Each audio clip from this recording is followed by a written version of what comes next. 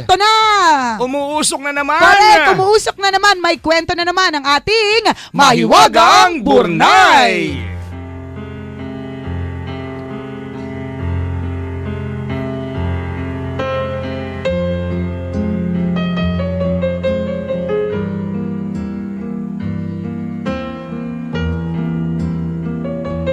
Pag nagpe-play lang po yung background music, ibig sabihin po nagbabalay po ako.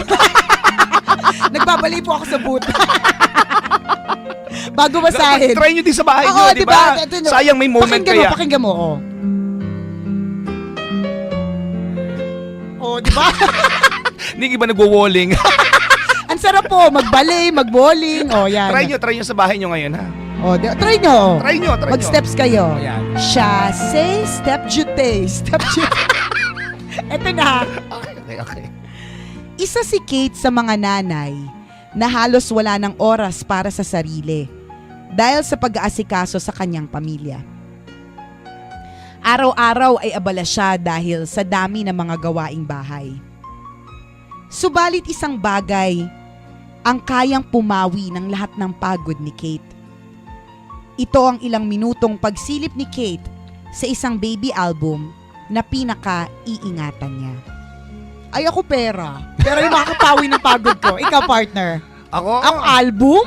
Wala yan. Pagkain, partner. Ako pera, Ako partner. Hindi ako plastic. Pera. Tsaka album? Ano mapapala mo sa album? Kaya nga eh. Makinig tayo, Hilig kasi ni Kate ang mag-organisa ng mga litrato at maglagay ng disenyo sa baby album na ito.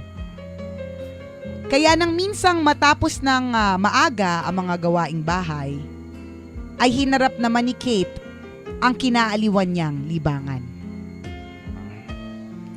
Habang pinipili ang mga litrato na isasaayos, ay nanunumbalik sa diwa ni Kate ang mga gintong alaala ng nasa larawan. Kaya nga ako, partner, ang pangarap ko na regalo talaga, may isa album lahat ng pictures ko. Kasi iba talaga kapag ka-picture. Paano yung tinatago yung mga picture mo? Yung mga kalkalin, may bangs kang kulot? Partner, kailangan yung pang throwback. Yun. Di ba, syempre, partner, yung mga ngayon, yung mga red na hair ko. Yung ganun, yung maganda na. Yung may gandang hindi mo inakala na.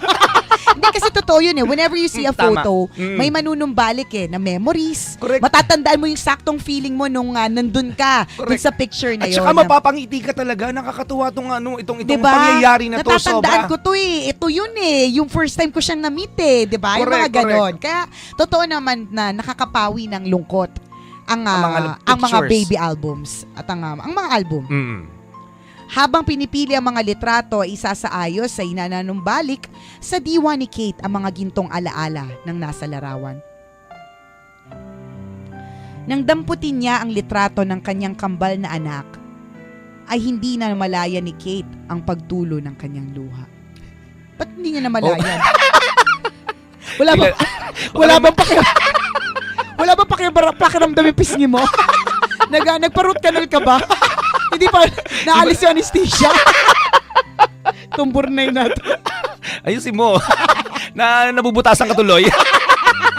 Napupulaan ka lagi. Diba? Hindi na malayan. Nang damputin niya ang litrato ng kanyang kambal na anak, ay hindi na namalaya ni Kate ang pagtulo ng kanyang luha. Baka naman may sore eyes talaga, partner. Di ba pag gano'n namamasa lagi mata mo hanggang lumuha na lang?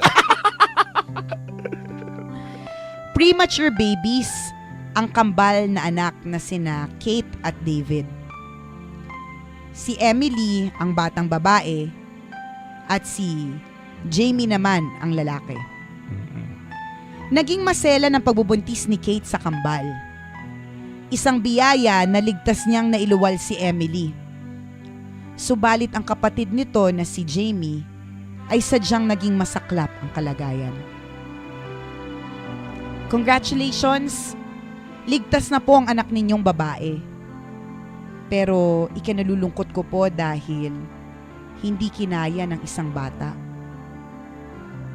Ginawa na namin ang lahat para i-revive ang buhay ng isa niyo pang anak. Pero hindi na talaga kaya ng katawan niya. Hahayaan ko kayong kargahin ang baby ninyo para makita niyo siya. Malungkot na balita ng doktor. Iniabot ng nurse ang walang buhay na sanggol ni Kate. Halos madurog ang puso ng mag-asawa dahil sa kaawa-awang sinapit ng sanggol nila. Kasing init ng mga luha ni Kate ang kanyang yakap sa sanggol. Sinubukan ni Kate na magsalita para magpaalam. Subalit walang lumalabas na tinig mula sa kanyang mga labi. Ang tanging maririnig mula kay Kate ay ang panaghoy ng pagmamakaawa at pagdadalamhati. Kate, tama na. Magpaalam na tayo kay baby. Ang importante ay alam niya na mahal natin siya. Sabi ni David sa asawa.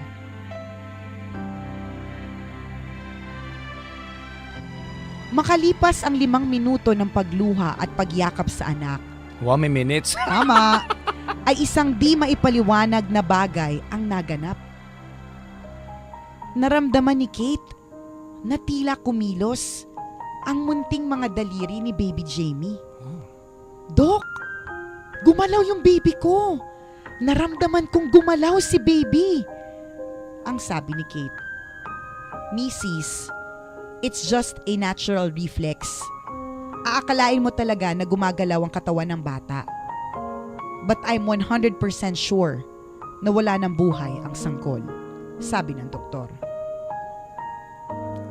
Agad namang pinaniwalaan ng mag-asawa ang sinabi ni Doc. Nilasap nila ang ilan pang minuto na kasama ang bata. Subalit habang karga-karga ni Kate ang bata malapit sa kanyang dibdib, ay isa na namang pangyayari ang ikinagulat nilang mag-asawa. Dumilat ang mga mata ni baby Jamie. Tingnan mo, David. Dumilat si baby. Pinagmasdang mabuti na mag-asawa ang mga mata ng anak. Dahil sa sinabi ng doktor, ay agad nilang inisip na normal lang din ang isa pang pagkilos na yon ng sanggol. Mapalad pa rin tayo, David, dahil kahit papaano, nakita pa natin ang magandang mga mata ni baby.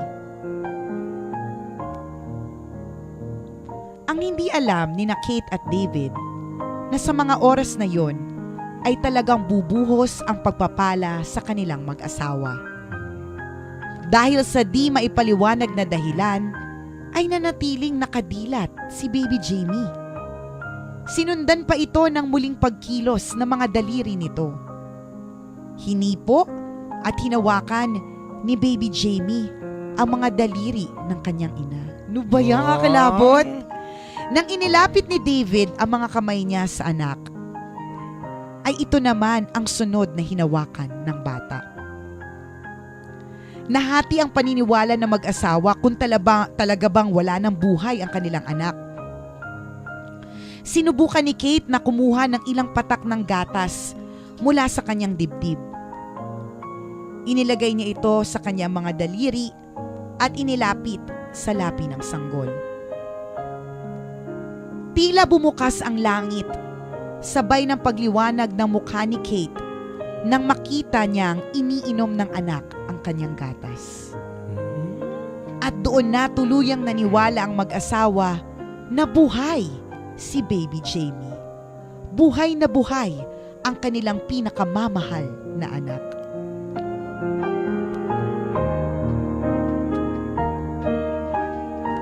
Sa kabila nito ay hindi pa rin makapaniwala ang doktor. Hindi pa rin makapaniwala, sumisip-sip na dumidede na nga't lahat-lahat eh. Ito nakakatultong doktor na to. Doktor na to. Ang lakas mambasag ng trip. Nakakalurk. Sa kabila nito ay hindi pa rin makapaniwala ang doktor. Kinuha niya ang stethoscope at inilapit sa dibdib ng sanggol.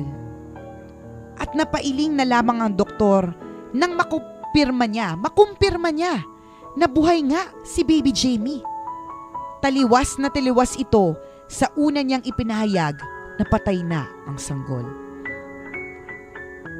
Naging matunog pati sa media ang naging karanasan ng mag-asawang sina Kate at David. Ilang eksperto ang nagsabi na merong magandang paliwanag ang siyensya sa malamilagrong pagkabuhay ng bata.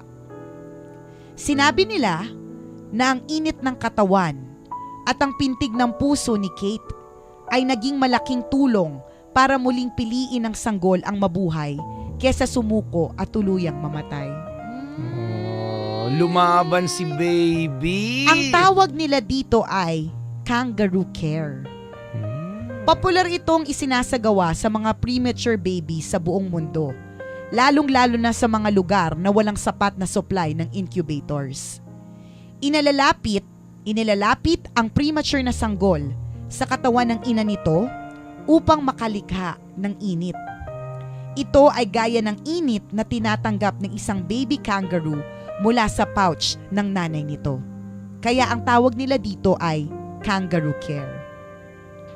Galing. Nice. Napaka-miraculous. Galing. Sobra. Di ba? Naunawaan nila Kate at David ang paliwanag ng siyensya. Subalit ang mas higit nilang pinaniniwalaan ay ang katotohanan na isang malaking milagro ang muling pagtibok ng puso ng kanilang anak na si Baby Jamie. Malapit nang matapos ni Kate ang pagsasaayos ng baby album ng kanyang kambal. Hawak-hawak niya ang huling piraso ng litrato na isasama niya sa baby album. Ito ay ang larawan ng kanyang anak na si Emily kasama ang kakambal nitong si Jamie habang hinihipan ang kanilang birthday cake. Oy. Matapos mailagay ang larawan sa baby album, ay siya namang pagdating ng asawang si David kasama ang kanilang kambal. Paglapit ng mga bata, ay ibinigay ni Kate ang kanyang pinakamahigpit at pinakamainit na yakap para sa mga anak. Ipinakita nito sa mga anak ang baby album na siyang gintong sisidlan ng kanilang magandang karanasan. Sa bawat araw, bawat oras, bawat minuto, ay nakakaranas ang bawat isa sa atin ng isang milagro. Ang araw-araw nating pagdilat sa umaga mula sa mahimbing na pagkatulog ay sapat na para tayo ay maniwala sa milagro ng buhay. Tunay nga na ang init ng yakap ng isang mapag-arugang ina ay nagsisilbing tulay ng pag-ibig ng ating manlilikha. Oh. Burnay, ganda magsalita. Oo nga, galing-galing Album naman. lang, ginawa mo pang gintong sisidlan ng karanasan. Para sa amin, album lang yan eh. Pero si Burnay, kailangan madrama. So ngayon ang tawag natin, no? Pakikuha nga ng gintong sisidlan na karanasan. Ako'y bananariwa ng aking nakaraan. So pag pumunta ako sa bahay niyo, yan, parte ang daming gintong sisidlan. Malilito ka sa dami ng gintong sisidlan ng karanasan sa bahay namin. Mga 52 na sila. Alin sa mga gintong sisidlan ang gusto mong kunin, partner? kulang ka, gintong sorry. sisidlan ng karanasan. Sorry. Pasensya. Alam mo, pinakamaganda pa sa kwento na Mahiwagang Burnay, partner, ang kwentong ito ay hango sa tunay na karanasan ng Australianong mag-asawa na sina Kate at David Ogg at ng kanilang malulusog na kambal na sina Emily at Jamie na ngayon ay 4 years old na. Wow! Si Mahiwagang Burnay, pakitang gilas talaga. Pakitang gilas talaga to. Humihingi ng bonus. Huwag ka mag-alala, hingi tayo. Hingi tayo, Pasko naman eh. Oo, papakitang gilas eh. Nakakarating yung kwento galing sa Australia. Correct. At kahapon true story din ni Mang Tasyo. Tama. Diba ngayon naman, true story ng Australiano mag-asawa sina Kate at David Ogg. Oh, diba? Maniwala tayo mga kaibigan, napakaganda ng kwentong ito. Correct. Maniwala tayo na araw-araw meron pong miracles. milagrong nagaganap. Alam mo, natuwa ako sa tinatawag na kangaroo care. It's both science and partner, science and faith eh. Tama. Kasi isipin mo yung para may maipaliwanag ang siyensya. Ganun pala yun, no? Kung halimbawa, premature isang bata, yung init ng katawan ng nanay at yung tibok ng puso niya ay tutulong para piliin niya mabuhay. Ang galing. Galing, no? Parang katulad partner nung unang yakap. Ewan ko na kwento ko to sa'yo before. Yung video ng unang yakap. Yun yung ang bata pagkapanganak, hindi naman niya alam kung nasan yung suso ng nanay. Nakapikit pa naman yan eh. Nakapikit siya. Pero for some reason, kapag pinato mo siya sa tiyan ng kanyang nanay, ang una niyang hahanapin is yung gatas ng ina niya. Hindi naman itinuro sa kanya, left. alam Nasa niya kung saan bandang kaliwa, pupunta. bandang kaliwa. Wala Hindi naman yung contest, di ba? Pero alam Pero niya. ang galing na tayo nga matatanda, di ba? Kunyari may larong ganyan, no? Di ba? Yung... Hirap-hirapan tayong sumunod sa instruction. Correct. Right, left, shoot. Meron na may nagbibigay ng instruction ha. Tama. Ito bata, walang kaalam-alam. Ang una niyang gagawin, hahanapin yung dibdib ng kanyang nanay. Yun Ang pa lang, di ba? galing. Sapat ng milagro yun. Correct. Nagagawa ng baby yun. Tama. Sobrang inosente, hindi pa nga nakakakilos ng True maayos, pero legend. alam kung paano kakain. Correct. Alam niya kung saan pupunta. Tama. Alam niya kung saan dedede. Alam niya kung saan sususo. Ang galing. Yung kangaroo care, first time ko narinig. Ang galing. Sipin mo, Grabe, no? no? So maghahanap tayo ng kangaroo, mga Correct. kaibigan, pag kami ganyan eksena. Tama. Hindi, maghanap ko ng nanay. Ay, nanay pala, nanay. Ang galing. Ang ganda ng kwento ng Mahiwagang Burnay, promise. Nakaka-inspire. Yun lang paniwalaan natin na araw-araw po nakakatanggap tayo ng milagro. Correct. Lagi pong may miracle. Mm. At saka alam mo, partner, ito lang ang sabi nga ng nanay ko kahapon, sa isang iglap pwedeng mabago ang buhay. Tama. Sa Totoo isang, yan. isang iglap pwedeng baguhin ni Lord yung buhay mo, 'di ba? Sa isang iglap tingnan mo yung nangyari, partner. Bigla sila nagkaroon ulit ng buhay yung anak, 'di ba? Kahapon, partner, yung nanay ko nadulas. Yun yung ang lalim kagad ng hugot ng nanay ko eh. Nadulas siya sa may Oo. Shangri-La. Okay. Batiin ko lang muna yung mga tumulong sa kanya kasi ang babait ng mga tao doon. Pero ang hugot talaga niya, sabi niya, alam mo anak, sa isang iglap pwede talaga sa yung kunin ng lahat. Kasi pwede namang Correct. pwede naman siyang mabagok, pwede naman may mabali sa kanya na parte ng kanyang katawan kasi pag na nadulas ka mag-cause ng kanyang Correct ka. ng pagkaparalisa, halimbawang True gano'n. No? legend, pero hindi nangyari. Totoo Diba? yan.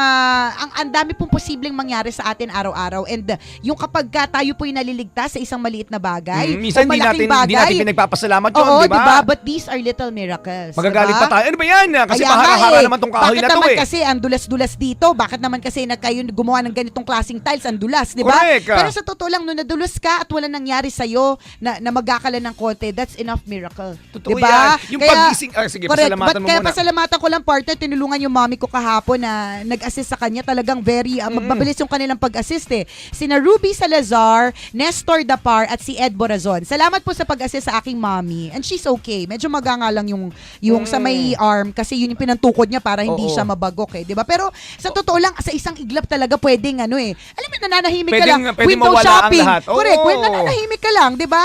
Pwede mawala. Tingnan mo nga naman yung nangyari sa Magallanes, partner, di ba? Yung nananahimik, bigla siyang dinukot. Ang dami Isipin pwede mo, diba, posibleng naglalakad mangyari. ka lang, di ba? Bigla kang Isip mo, kakain ka ng masarap pag-uwi ng bahay. Tulad yan, bigla kukunin yung bag mo. Ang daming posibleng mangyari. Kaya nga lagi po namin pinapaalala ni Chris na kapag ka nakakauwi ka ng bahay ng safe, kompleto kayong pamilya, enough reason yun para mag-celebrate, Totoo magpunyi at magpasalamat. Yung pagising mo palang tuwing umaga, pag dilat ng iyong mata at malaman mo tumitibok pa ang Correct, puso mo, tama. enough miracle din yun na dapat mong ipagpasalamat. Correct. Ika nga ni Maring Ogie Diaz, di ba? Every gising is a blessing. Tama. Yan. True legend. Let's all be thankful, mga kaibigan. Itong gising tayo at napapakinggan ng tambalan na Correct. milagro ito na dapat nating ipagpasalamat. At ang mga kwento po ng Mahiwagang Burnay ay mababasa nyo po sa aming Facebook fan page. I-search nyo lang po, Tambalan! Like ng like, share ng share. Correct. I-text nyo yung mga kaibigan ninyo ha. Text nyo po sila na ang ganda ng kwento ng Mahiwagang Burnay. Itawag nyo na rin ang magandang kwento ng Mahiwagang Burnay. Muli, eto ang tambalan ng isang balasubas. At ang isang balahura. Ako po si Nicole Yala. At ako naman si Cambio Kengres Chuper. Na nagsasabing, Walang matatag na relasyon sa malanding may determinasyon. Yun!